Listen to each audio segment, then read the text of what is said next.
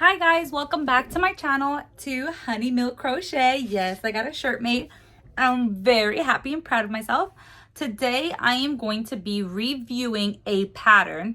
I want to do a series on my channel where I buy and I review the patterns and I give my honest opinions. And I mean no disrespect to the pattern creator. It's just my personal perspective on the pattern. Like, I could not like the pattern, but somebody could love the pattern. So this is just my personal perspective, and then I'll also give you the reasoning why it was my favorite pattern or why I didn't like it. I'm going to be rating the pattern from 1 to 5, 1 being I didn't enjoy it, the pattern was not well written, and I probably won't pick it up again. And 5 is I loved making this pattern. I enjoyed it. It was easy to read and I want to make it again. So it's like, do I want to make it again or don't I want to make it again? The only thing is that I won't be using the yarn recommended by the pattern creator. I will be using my own yarn. I have enough yarn to go through, so that's what I'm going to be doing, because if I buy the yarn that they recommend, I can only see this going straight to the heavens. So today I am going to be crocheting the flower booty. Let me just... So this is the Sunflower Crochet Booty pattern and is written by Vintage Lane Crochet. I will put a little picture here of her Etsy and the pattern that I bought. And I love these boho, effortless, grounded looking booties for babies. And I am going to be using the loops and thread in color Pickled Pink. So it's this one. It is so beautiful. I'm obsessed with this. The pattern calls for a 4-way. I'm using a 5-way, so I am going to use a 4.5 crochet hook.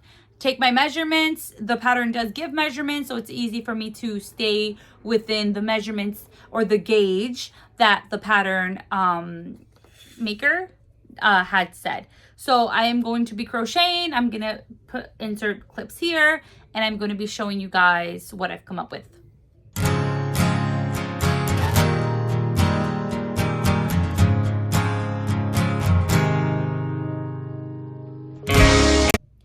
Okay, so I crocheted the sole. This is the sole. Like I said, I'm using a different weight yarn, but it says that it should be measuring 3.5. Where is my... Here it is, my handy dandy measuring tape, and it's 3.5. So I'm just gonna measure and it's perfect. I measured before, obviously, but it's literally perfect. So I'm using, like I said, a number 5 weight with a 4.5. If you decide to get this yarn and you have a lot of 5 weight, you could definitely get into that one. And this is how it's looking. I'm obsessed. The only thing where I'm just like debatable is that it tells you to stitch mark from the center of, not the center, from the last slip stitch 8 on the left, and then from the last slip stitch 6 on the right. But to be honest, I don't think that's right. She does say that if it doesn't look uniform, to do it yourself. I can actually flip it. I can invert it because my slip stitch is going further to the right than to the left.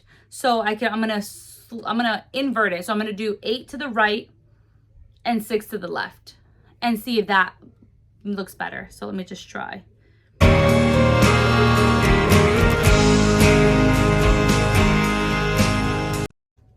I want to make sure that I don't go like just what looks good, because obviously there is a different part that goes here that I don't want to mess up that count. And then I'm going to go 6 from here. 1, 2, 3, 4, 5, 6. That actually looks really good. 1, 2, 3, 4, 5, 6. That looks perfect. So that fixed that little dilemma that I was having. As you can tell, that looks really good. And I'm still counting 18 from stitch marker to stitch marker because I kept the count. So yeah, so that's what I did. And now I'm gonna do the little toe area. and I will come right back. Okay, so I'm sorry. This is why I want to review these patterns, because I get excited with a good pattern. I have patterns for days. I have books, and I just enjoy patterns, well-written patterns that excite me. It excites me as much as going buying yarn. So I'm like, why not? And again, I don't mean disrespect to the yarn, to the pattern maker or the pattern creator. Just my perspective. But I did the toe. I used white and like a pinkish brown, like a nude, and then obviously the base again. Guys, I'm obsessed. I'm obsessed. So obviously, you know, I'm not hating it. You know what I mean? So I'm going to continue on. She does put a graph of how this looks like, but I'll give my opinions at the end of the video. All right, so now I'm going to continue crocheting, and yeah. My mountain always felt so pretty, and no one's sending postcards from the city. I've been walking downtown every day.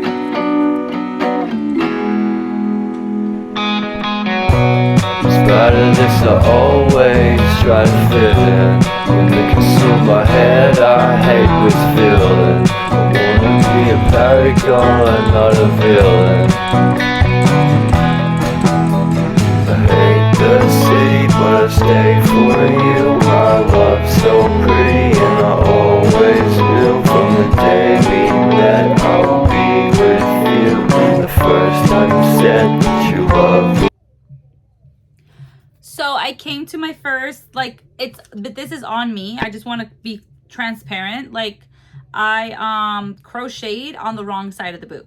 And I realized as I'm coming closer to the slip stitch that I made, I'm supposed to be crocheting on the top half, and I started crocheting on the bottom half. And to be fair, it says there's 18 stitches around the toe, so I should have known that it was the top half, you know?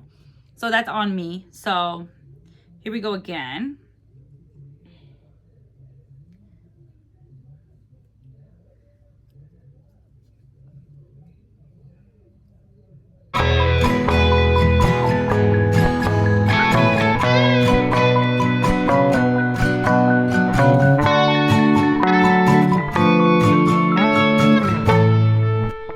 Okay, so hold on, let me fix this. Okay, so it is a little bit later. Obviously, lights are darker, maybe not, maybe yes, I'm not sure, but I've been crocheting for like about an hour now, hour and a half, and I got my thoughts. But before I give you my thoughts on the pattern, I want to show you the boots.